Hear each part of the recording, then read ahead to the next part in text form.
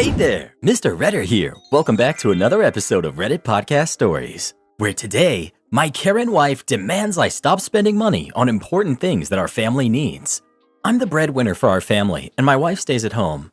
She's a few years older than me, and I've always struggled with feeling like I report to her. She denies it strongly, but I still feel that there's a power imbalance that she benefits from, even after 15 years of marriage. We've done well over the years, and we have a net worth of over $2 million.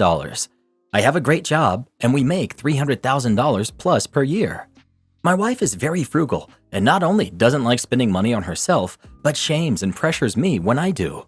She grew up in a poor family, and spending doesn't come easy for her. Not the worst problem to have in a spouse, I know, but hear me out. We were heading to a large local mall with all of our kids to do school shopping when the topic of a budget came up. She was insisting that the budget for each kid should be $100. I suggested that we should be a little more flexible and get the kids what they need, plus whatever they might want or get excited about. Why am I working as hard as I do if I can't spend the money on my kids from time to time? We don't spoil our kids, and back to school is pretty much the only time we get new stuff for our kids. She then changed tactics and claimed that it was her that does laundry, and the kids already have enough clothes, so I would have to do the additional laundry that would inevitably come with more chores. I dug in and said that since I'm the breadwinner and make all of the money, I should have the right to spend it on my kids how I see fit.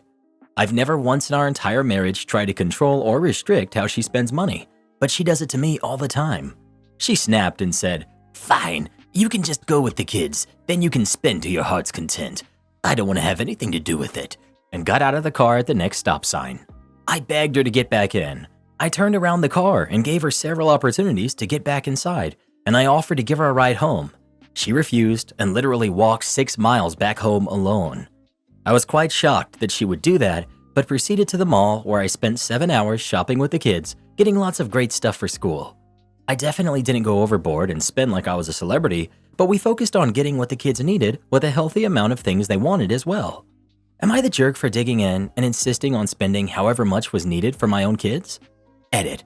I appreciate the comments and perspectives. One theme that keeps recurring is how we had this discussion in front of our kids. It is true that they saw the result of the argument and my wife getting out of the vehicle, but we have a large passenger van. The AC was blasting and they were mostly in the back, and it's unlikely they heard much of the conversation. Not defending how it went down, just wanted to clarify that at least it wasn't in a quiet and cramped sedan where every word was heard. $100 for back to school? Does she think it's 1993? You can barely get one outfit for $100 nowadays. Not the jerk. You guys do need to get on the same page though. Your kids are watching you fight. Does she maybe have untreated anxiety? Am I the jerk for telling my girlfriend she has no excuse for being lazy? I, 29, have always supported my girlfriend who's 23. We've been together for 4 years now and lived together for 1. She's always had anxiety as well as depression, where some months are worse than others. I've supported her through all of this and understand that it's very hard for her. In January, she lost her job due to the current world circumstances. By March, she hit a low point with not eating as much, crying, and irritability, typical traits of depression. I've comforted her as much as possible and taken care of everything. However, at the beginning of June, I was allowed back to work, and since the house has fallen to shambles, I'm too tired by the time I come home to do anything, even cook. Most nights we order takeout, and on the rare occasion, she makes food. The floors aren't being washed, hoovering isn't being done, laundry is a mountain, and dishes are everywhere. I try to keep on top of it, but with work, it's almost impossible. She's home all day. She lies in bed till late afternoon, watches Netflix, eats bowls of cereal, and naps. That's about it. I've tried to gently coax her to do more, and she says she will get to it, but she never does. I finally snapped. I told her I was sick of her doing nothing all day and leaving the housework for me. That if she's here and I'm working, she needs to be pulling her weight. She got upset and said that she wants to, but she can never find the motivation to do anything, that she's tired all the time. I said I understood she was depressed, but that's not an excuse to do nothing around the house. No one likes housework, but I won't take any more excuses about it. She needs to start doing it or leave. Next day, I came home to a clean house and a note from her saying she was sorry and is going to stay with her mother. Her mom helped her clean before they left. I tried calling, but she wouldn't pick up. When I rang the house, her mother answered and had a lot to say. She was furious, telling me about how she's struggling and how I'm making it worse, that I should be supporting her, not ignoring that she's in a bad place, and so on. I was told my girlfriend had been crying all day in her bedroom, and I felt awful. I never wanted to hurt her, I just snapped. I tried to get her mother to give my girlfriend the phone, but she wouldn't let her speak to me. It feels like a lose-lose situation. On one hand, I know that depression results in lack of motivation and cleanliness, and on the other hand, I can't stand to see our home in such chaos. I've never had depression, so I can't say for sure how bad it truly is. That's why I find it more difficult to 100% empathize. Am I the jerk for telling her that she does not have an excuse to be lazy? Extra info. She has a therapist and talks regularly with him. Her depression is worse since losing her job. Usually she's quite clean and tidy. We don't usually have this issue. She's looking for a job despite being depressed, etc. I have enough money to support us both in the meantime. Gentle, you're the jerk. I'm sure you mean well, but depression is hard to understand and can be all-consuming for those experiencing it. When I'm in a bad depressive episode, it can be hard to just get out of bed and brush my teeth because even that feels overwhelming. If there are 5 things to clean, I can't figure out where to start and feel like I'll fail if I don't do everything, so nothing gets done. It's awful and feels very shameful and lonely. Now, she is probably feeling judged by you and doubling down on that horrible internal shame. It's easier to keep up with tasks than to tackle everything at once. Mess feeds depression. Maybe you could try cleaning together. Having a tidier place will help her have a clearer mind and keep it up better. That's my experience anyway. And I fully support gently encouraging her to talk to a medical doctor, preferably a psychiatrist, about medication. Talk therapy alone doesn't do it for some people, myself included. It sounds like her therapist isn't great, but switching can be really daunting and traumatic, so if she trusts them, it might not be the best first move right now. Update. Ultimately, I realized that the majority of the blame was mine. I never ever should have called her lazy, because that's not what she is. I lashed out and I shouldn't have. She stayed at her mother's for a few days, and we eventually met up to talk. I told her how it just got too much for me, but it was no excuse for lashing out, and I apologized. She apologized also, not that she needed to, and we talked for a long while about how we can make our relationship work. I expressed my concerns over her therapist, who is very against anything other than talking therapy. She agreed that he didn't seem to really have her best interests at heart, and she's currently looking for someone new. For now, I suggested she stop looking for work. She got a lot of rejections, and I could see it was upsetting her more. I just felt we should take a step back from that, and I want her to focus more on herself. She was unsure as she felt bad that I would be working for both of us, but I assured her that it was fine. I make enough to support us both quite comfortably. I also suggested maybe she could volunteer at some point just to get her out and get her some stuff on her resume. I'm no therapist, so these were just suggestions, but it has seemed to have taken some of the pressure off of her, which is all I wanted. We agreed that being in the apartment all day alone and in bed is not good for her, so we came up with a plan that she does an exercise video 3 times a week. It's only 10 minutes long, just so that she's doing something. She's found one she likes doing, and they make her feel a little bit better, and she started doing something called yin yoga now too. To help me, she has 1 chore a day to do.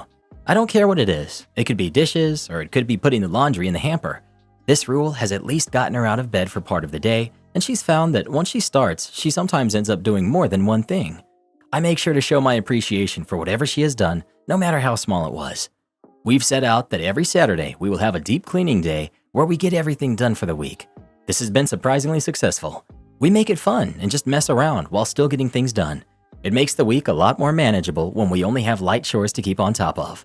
So she's trying more, and I am absolutely working on being more supportive about her depression. I'm researching it more and learning ways I can help her because it is a part of her. We are both putting more effort in and communicating a lot better.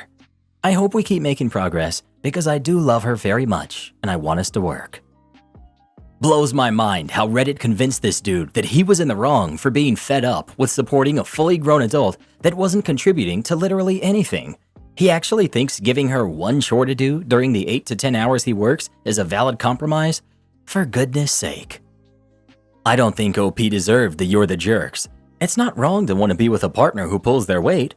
The resolution of this ticks me off a little, with everyone blaming OP instead of giving the girlfriend a reality check. You talk too much. Wait, why are you so quiet? I used to work as one of 3 assistants for the engineering and R&D department of a medical company. My desk was situated between the other 2 assistants, and we were all in the middle of a cube farm. It was problematic because everyone who had to go anywhere had to come by my desk. They would stop, say hello, and no matter how hard I tried, they'd start chatting. This, of course, impacted my work. After a certain point, my supervisor pulled me into an office and told me that I'm talking too much, that it's impacting my work, and to not talk so much with other people. I asked her to give me a script for what to say to people, and she didn't have anything to offer. I was in counseling at the time, and I asked my counselor the same question. She said to use the phrase, "I won't talk to you right now," and return to my work. I'm a bit of a people pleaser, and that's too abrupt for me, so I stopped talking to everyone. After about a week, once again my supervisor calls me into the office. She asked me what was wrong. I told her nothing was wrong. She said people are complaining that I'm being antisocial. I said, "You told me to stop talking to people, that I was talking too much and it was impacting my work, so I did." She said, "I didn't mean like that." Once again, I asked her to clarify exactly what I should and should not say, how much conversation was too much, and what to say when the conversation went on for too long. Again, she had no response, just said, "Just don't take too long." I returned to work. One of our lab techs was one of the chattiest and one of the most annoying. She came by my desk one day, we exchanged greetings, and she started chatting. I quietly told her that I had gotten in trouble for talking too much, and I needed to get back to work. She respected that and walked away. I did that a few more times, and the point got made to the office. It didn't make my supervisor look particularly good because everyone knew when I said I was in trouble what the source was, and when layoffs came sometime later, guess who was the first to go? Don't get me wrong, it was a blessing in disguise. The severance was amazing. They paid for job placement training, gave us 9 months notice, and once our termination date came, they paid us out in regular paychecks, not in the lump sum. During that time, for me, almost 3 months, I accrued vacation and sick time the whole time. They cashed it all out at the end. The week after my severance package ran out, I found a job at another division of the same company and continued for another 11 years. Am I the jerk for taking my fiance's dinner after he touched mine? I'm female 26, my fiance is male 32. He's blind. We don't disagree a lot, except he always gets bothered whenever I eat different food from what he's eating when we go out. Like if we're having dinner out and I order something else, he'd instantly get upset and accuse me of treating him as less than when I just have different taste in foods. I just eat what he eats to keep the peace. I go out to eat alone as alternative. But since he clearly doesn't trust me, he'd randomly touch my plate to see if I'm having the same dish. This caused huge arguments between us, and I told him to stop doing it, and he said he would. We went out to eat a few nights ago, and I ordered the same dish he ordered. When the food arrived, he looked somewhat uncomfortable. I asked what was wrong, and he refused to say. And before I could even grab the fork, he extended his arm and his hand touched the food on my plate. He moved quickly and started excusing what he had done, saying, "Just wanted to make sure." But I lost it on him. I felt so grossed out, and there was no way I could eat the food after he touched it. He tried to get me to drop it, saying I shouldn't be grossed out by his hand and that I overreacted, etc. But I grabbed his plate and told him that I was taking it as my dinner. He at first asked me to be rational and give him the plate back, but I refused. An argument ensued and we had a fight. He then ended up leaving, started spam texting me, accusing me of being bitter, pathetic, and childish, and robbing his dinner. He went to stay with his friend who picked him up, and his friend sided with him, saying that I was in the wrong. Even went as far as to say that I was mistreating him and financially controlling him when I pointed out that I was the one who had paid for the food. My problem is magnified now with him wanting an apology and me refusing to give him one. My parents think I should have more patience and that this is just typical love spats between us, but I'm not sure. Was I the jerk in how I handled this? Edit. I just want to point out that this is not the case when we eat at home. He has no issue with me eating different food, but in public, it's a different story. Not the jerk. List of red flags. Him insisting you eat the same food as him. Him feeling he has the right to check to make sure. Him putting his hands on your food. Him continuing to touch your food after you told him not to. There's something going on here, and you shouldn't ignore it. Cousin was mad I didn't barbecue food without seasoning for her baby. On the weekend immediately after July 4th, I hosted a family barbecue. My slightly older cousin in her mid-30s had told me that she was not coming a week in advance. Then about 2 hours before the event, she changes her mind and tells me she'll be coming with her husband and her 1.5-year-old baby. That wasn't the problem because we bought enough food for there to be lots of leftovers. While we were there, my husband and I were slaving away in front of the 3 barbecues in the yard to cook for a group of 24 people plus 1 baby. We didn't have time to take a break or go inside with everyone else. They were inside because it was raining. During this time, my cousin or her husband constantly came over to complain about our food. They were the only ones who complained the food was too salty. Everyone else who came over to speak with us loved and devoured the food. After the Wagyu tomahawks were served, my cousin came over again. This time her face was red and she was livid. It was red from anger and not from drinking. She's a non-drinker. She started complaining that we should have known better that her baby couldn't eat such salty foods, and that we should have made separate food for them unseasoned. I told her that there was no way we could have done that. We already bought all the food we needed beforehand. Everything was seasoned or dry brined ahead of time. I suggested giving her a big bowl of water so she could try washing off any seasoning before feeding it to her baby, but she just said that wasn't good enough. That's when her husband showed up and suggested that I go to the butcher and buy another tomahawk and come back. That way, their daughter could also have some unseasoned. My husband said no. We weren't wasting time, gas, and money on a 1.5-year-old. Even if we did, she obviously would not have been able to finish the entire steak. I just don't understand what changed. She was never like this before she had her kid. Now she expects the world to revolve around her kid. Is this something that involuntarily happens to a large number of new parents? My wife of nearly 7 years, 10 years together, is going to replace me. Well, my wife of nearly 7 years told me 2 days ago she was seeing a guy and had been for about 8 months. I had my suspicions, especially recently, but I held her to a high moral standard and never thought she could be capable of doing something so hurtful and disrespectful. During this 8-month period, her and I had drinks, dinner, etc. with this guy. He's a coworker who conveniently had just got divorced and who I had considered a friend. So here we are having dinner, drinks, hanging out, and the whole time my wife and him were putting on an act like everything was normal. I told her that as of that day, either he's dead to you or I am, and the crushing blow came. She said she wants to continue seeing him. She said she loves me and loves him. I asked how she could equate almost 7 years of building a life, love, and relationship to an 8-month affair. She couldn't answer that, but said she was sorry that she hurt me. I told her if she was truly sorry, she would have broken it off and put her attention on us. I'm stunned, upset, and embarrassed that I didn't see the signs. But most of all, I'm sad and brokenhearted. I'm not going to beg to have her back. I've accepted my fate and I'll move on.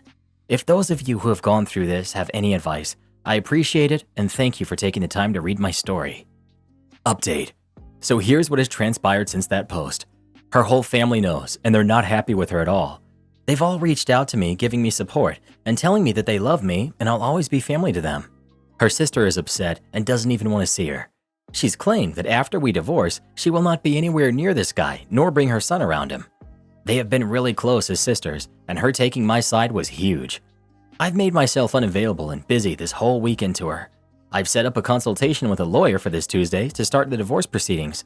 I've begun looking at housing options, but may try to buy her out and keep the house. Also, since she makes more than me, I'll be filing for spousal support. I know there's still a rough head ahead and some work to be done, but I'm feeling good about where things are going. I think some folks had asked whether we have kids. We don't. We have a dog who will be coming with me since I did all the work to raise her and train her. So way less complicated and no reason for her to contact me after I'm gone. Update 2. So my response was to retain an attorney for $5,000 and file for divorce. I will also be getting her for alimony payments as well. Strangely enough, right after I filed, she suddenly had an epiphany and came running back to me, wanting to make things better and work on our relationship. I told her I would think about it, but I wasn't sure. The only reason I gave her that response is because I want to keep her in good standing while I'm still processing this divorce. But let it be known, the divorce is happening. There's no going back. It's a final decision for me. She doesn't know that I filed for divorce, and I plan on keeping it that way, just so I can keep it amicable until we get the house sold. But she's going to get served around the 1st of September, and then all heck's going to break loose. But it doesn't really matter to me. I've made my decision. I plan to move on with my life, and I suggest anybody else who's been in this situation do the same. Update 3. So I've made some really good progress. My soon-to-be ex-wife and I have come to financial division agreement. My lawyer has now sent us back the form with all of our financial division agreements on it. Now we just need to sign it and send it back in and then get it applied to the courts. Once I get the green light, either from the court or from my lawyer, I'll begin putting up the house for sale. This has been a trying process just because I've been trying to keep patient through all of it, but I've received a lot of support from you guys, from my family and my friends. It's really helped me to make decisions and progress where it needs to be. And from anyone else who's been in this position, take it from me, it's the best decision you can ever make. I know it's not an easy one, but you have to stop and think about what's best for you, and what's best for you is going forward in your life. Am I the jerk for not wanting my future stepson to attend my wedding? I, 30 female, am getting married to my fiance, Alan, 33 male, in December. My fiance was married to Amy, 34 female, before me, and they had a son together, Jay, who's 17. Amy and Alan hooked up at a party when they were both 16, and Jay is the product of that. They tried their best to make it work for 5 years, but then they got divorced as Amy had cheated on Alan. Now come to the issue. I met my husband when I was 25 and he was 28. That's nearly 6 to 7 years after his divorce with Amy. But Jay seemed to think of me as the cause of it. Alan and Amy have decided to not tell Jay about the real reason of their divorce until he's legally an adult. Because of that, he seems to believe that if he pushes his father and mother together, they'll get back together. I have nothing against Jay, but his actions really hurt me, and he's so full of anger for me. Initially, I tried to be a second mom to him, but he didn't like it, nor did Amy, which I understand. So I stopped trying, and I treat him as a friend instead. But he talks down to me, calls me a homewrecker. But last week, his friends all messaged me, harassing me and calling me names. This was the nail in the coffin for my fiancé. My fiancé's furious at Jay and wants to uninvite him from our wedding. So do I, but Amy is against that. She thinks I'm being too sensitive and believes that this is normal teen behavior. I don't know if my dislike for Jay is clouding my decision, so please tell me, am I the jerk? Edit. Hey guys, we scheduled a talk with Amy and Jay tomorrow to look over this issue. We'll update you if all goes well. Edit 2. So I'm going to try to make this not too long, but basically me, Amy, Alan, and Jay had a sit-down talk for about 30 minutes. It wasn't going anywhere until Alan burst out about Amy cheating on him. Amy went hysterical and tried to deny any accusations, but eventually agreed. Jay looked so confused, but he surprisingly took it well. No one expected him to, but he did. He seemed so ashamed of himself. Turns out I was right. Jay didn't believe that I was a homewrecker or anything. He was just jealous and mad that I got with Alan when Alan had money and was rich. Meanwhile, his mom had to go through poverty with his dad and seemed to think of me as some sort of gold digger, even though I also work and earn almost as much as my fiancé. Jay also admitted that Amy had said a lot of messed up stuff about me to him when Alan and I first got together. He apologized for that. He said that he wasn't aware of what his friends had sent me and agreed that while he may have confided in his friends about what his mom said about me, he never asked them to message me. I've never seen Jay look so remorseful. Amy was fuming throughout this ordeal and screaming at Alan and I. Eventually, Alan kicked her out. Alan and Jay both exchanged hugs, and for the first time in 3 years, Jay looked happy. Well, that didn't last for long, because after the initial guilt and shock, anger settled in, and he immediately moved out of his mom's flat and moved in with us. He's mad with Alan too for keeping this secret from him, but not at me surprisingly. He actually didn't blame me. So I think we might actually be able to be in a more friendly family relationship. I, 28 female, am livid after my husband, who's 31, brought home a puppy. My husband and I have been married for 6 years and moved to a new state last year for my job. I work about 60 hours per week, so my husband spends a lot of time on his own. He brought up getting a dog when we first moved to this new state, specifically a Doberman. He had a dog as a kid, and his parents had to give it away. It's really important for him to have a dog as an adult. Initially, I was very much against it. I'm terrified of big dogs, and I'm not an animal person at all. Ultimately, I saw how important this was for him, and I asked him to hold off until we can rent or purchase a home. This way, the dog would have a backyard to play in, and there would be enough space in the house so the dog and I wouldn't be on top of each other. He seemed to understand my reasoning and decided to buy a fish instead. Fast forward 1 year later. We live in a different apartment, and he tells me that he put down a deposit for a Doberman. Once again, I told him I'm scared of big dogs. He responded that it's a puppy, and I won't be scared of it when it's adult size because I'll see it grow up. We had a big fight, and I told him our apartment is still way too small for a Doberman and to hold off until we either rent or buy a house when our current lease ends in July of 24. Our apartment also doesn't allow Doberman breeds, but I found out from our property manager that he got a letter from a doctor saying he needs an emotional support animal, even though he's never struggled with mental illness. He told me that he did not need my consent or permission to get a dog and that he's always wanted a dog, so he was getting one. Since I seemed to get nowhere communicating verbally, I wrote him a letter expressing my feelings, and he told me that he'd reach out to the breeder to try to stop the purchase. I thought everything had been sorted, and I was happy that he seemed to hear my concerns.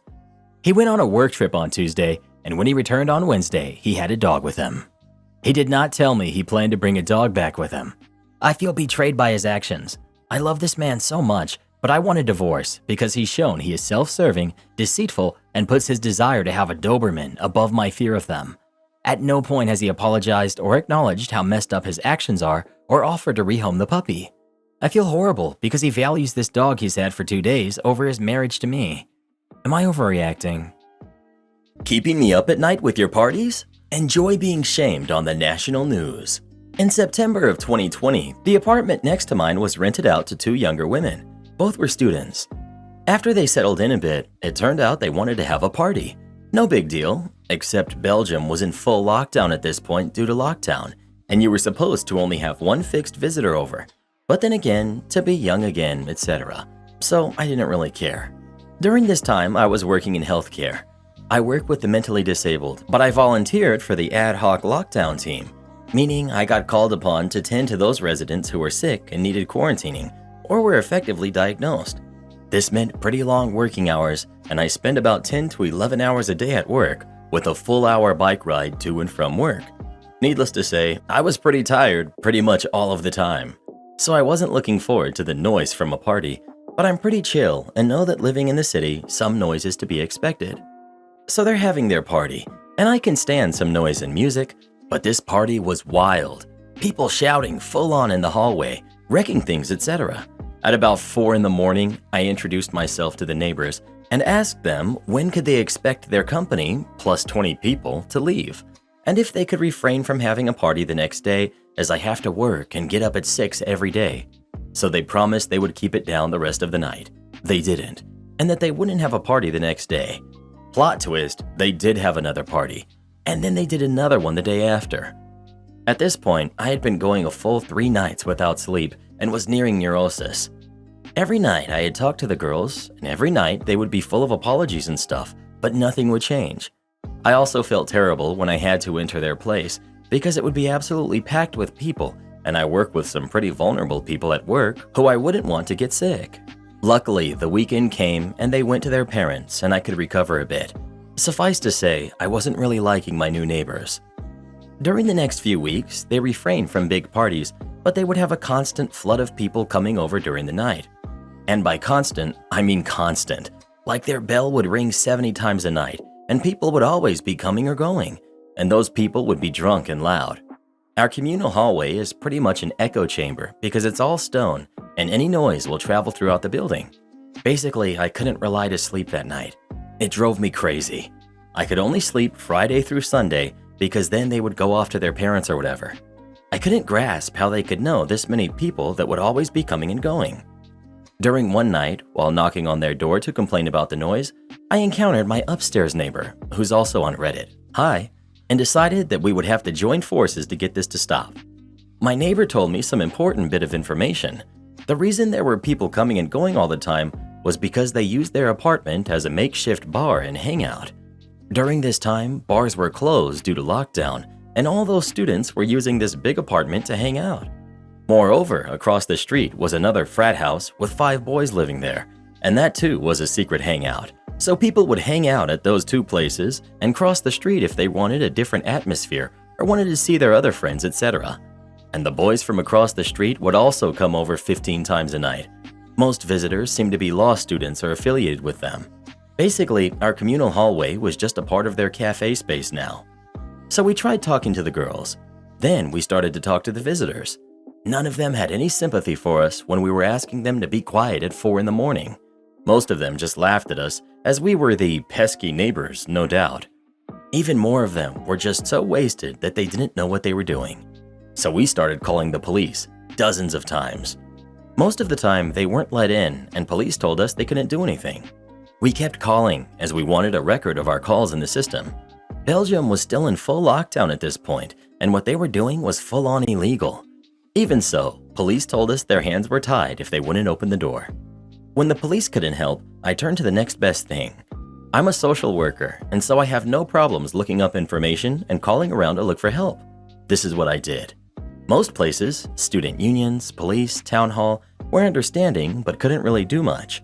So I acted on the suggestion of the upstairs neighbor and contacted one of their deans.